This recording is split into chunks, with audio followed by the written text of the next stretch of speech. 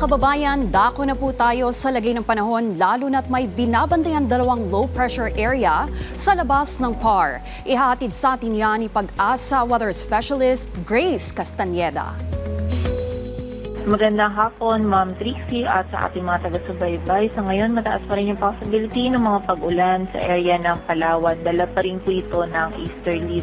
Though kung ikukumpara po natin ng mga nakarang araw, less na yung mga pag-ulan na mararanasan dyan sa areas na po na yan. Samantala dito naman sa Metro Manila at nalalabing bahagi ng ating bansa, bahagi maulap hanggang sa maulap pa rin po yung ating kalangitan, mainit at maalinsangan pa din yung ating panahon.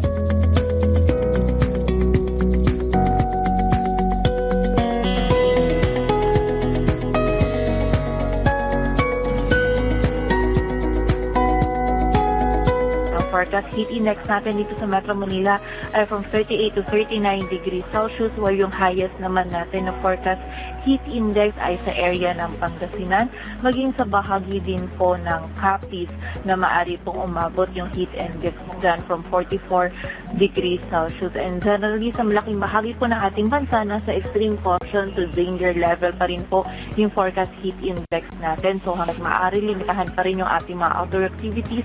Kung hindi naman maiiwasan, lalong-lalo na kung yung nature ng ating mga trabaho ay outdoor or sa labas, from time to time, sumilong at magpahinga na lang po tayo.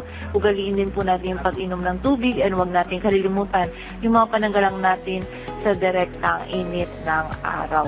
And bukod po dito, sa ngayon meron din tayong monitor na dalawang low pressure area sa labas ng ating area of responsibility. Unahin na po natin yung pinakamalapit sa PAR. Ito ay estimated sa layong 1,020 kilometers east of northeastern Mindanao. Hindi po natin ito nakikita na magiging isang ganap na bagyo, ngunit posible po itong pumasok sa loob ng ating area of responsibility ngayong araw. And tatahakin po nito itong area ng Mindanao at Southern Palawan, kung saan by Thursday, possible po yung mga significant o yung mga posibleng hanggang sa malalakas na pag-ulan dyan po sa mga areas na yan, specifically sa Mindanao at Eastern Visayas, dala po netong weather disturbance na ito. Samantala, yung isang LPA naman, yung mas malayo pa po ngayon sa PAR, huling namataan sa layong 2,595 kilometers east of northeastern Mindanao. Generally, pakanluran, hilagang kanluran din yung pagkilos nito in the next 5 days.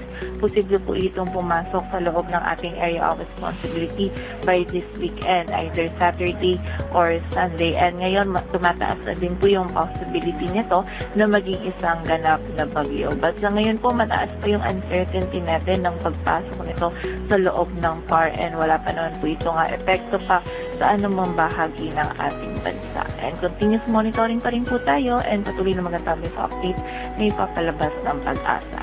Narito naman yung ating dam information.